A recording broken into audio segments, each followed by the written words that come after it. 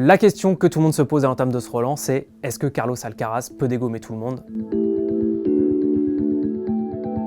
Alcaraz, vous remettez là, le petit espagnol, 19 piges à peine, 6e mondial déjà. Il vient de sortir et Nadal et Djoko dans le même tournoi, c'était à Madrid il y a 2 semaines. Le premier joueur à le faire sur terre battue, au passage. Ça vous pose quand même le bonhomme. Il déboule comme un avion sur ce Roland, avec 2 Masters 1000 dans la poche et des points forts qui s'affirment. Son coup droit, énorme machine à ogive, et surtout, sa tête, il est serein le gamin, on a l'impression qu'il n'y a rien qui peut l'ébranler, même quand c'est serré face au cadre du circuit. Non, franchement, très impressionnant pour son âge. Donc oui, il fait partie des favoris, mais alors attention, hein, parce que se farcir Djokovic, qui aura 2 semaines de compète de plus dans les pattes par rapport à Madrid, et en 3-7 gagnants, ça va pas du tout être la même chose. Et puis bon, faut pas non plus oublier Zverev, Tsitsipas, en attendant de voir dans quel état Nadal va arriver porte d'Auteuil, si jamais il y arrive. Mais en tout cas, on a très hâte de voir ce que ça va donner le petit prodige Carlos Alcaraz. Chez les dames, l'enjeu principal, c'est de savoir si Iga Swiatek et Ons Jabeur, qui sont un peu les deux qui sortent du lot actuellement, vont réussir à s'installer durablement tout en haut de la hiérarchie et devenir des sortes de références, parce que le tennis féminin en a bien besoin. Ça fait des années, depuis la fin de l'ère Serena Williams en gros, qu'on voit des comètes qui arrivent, qui repartent, des vainqueurs de grands chelems différentes à chaque fois. Alors oui, pour le suspense c'est génial, mais le tennis féminin doit se trouver un ou deux visages pour l'incarner réellement.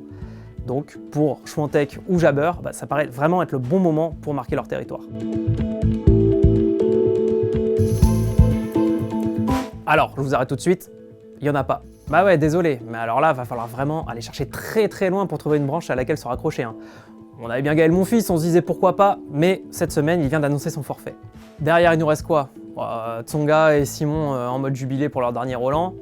Gasquet, qui reste notre chouchou, mais qui a déjà bien du mal à gagner des matchs en Challenger. Hugo Humbert qui fait les montagnes russes. Lucas Pouille qui arrive toujours pas à se remettre de sa grosse blessure au coude. Non, franchement, à part un nouveau miracle type Hugo Gaston en 2020, ça s'annonce bien terne.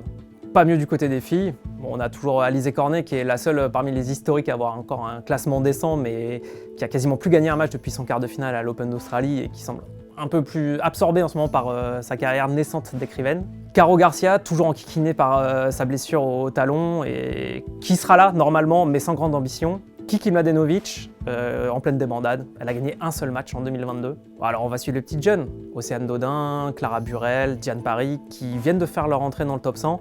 On peut espérer peut-être un petit quelque chose, mais elle semble quand même encore frêle pour cette année. Et oui, on a pas mal de petites curiosités qui nous attendent sur ce Roland 2022.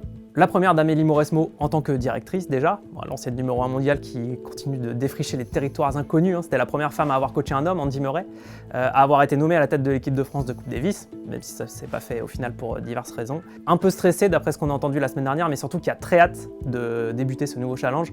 Pour ceux qui la connaissent et à qui on a pu parler un peu ces derniers jours, pas de soucis, pas d'inquiétude, elle a tout ce qu'il faut pour endosser ce nouveau costume. Autre nouveauté importante, c'est l'instauration du super tie-break.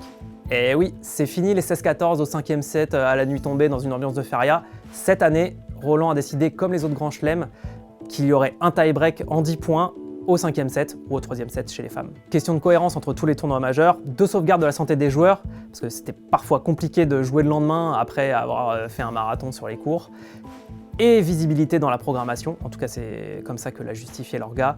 Ça se défend, mais petite larmichette quand même à l'idée de perdre la possibilité de voir des matchs devenir légendaires sous nos yeux. Enfin, les night sessions avec un stade blindé. Alors, semi-nouveauté puisqu'il y avait déjà des sessions de soirée comme on dit en VF l'année dernière, mais alors là ce sera la première fois sur toute la durée du tournoi et avec des stades bondés. Et tous les joueurs ont hâte, ils le disent, de découvrir ces ambiances qui deviennent électriques le soir, une ambiance différente, un public qui est autre que celui de la journée. Et s'ils ont hâte, nous aussi.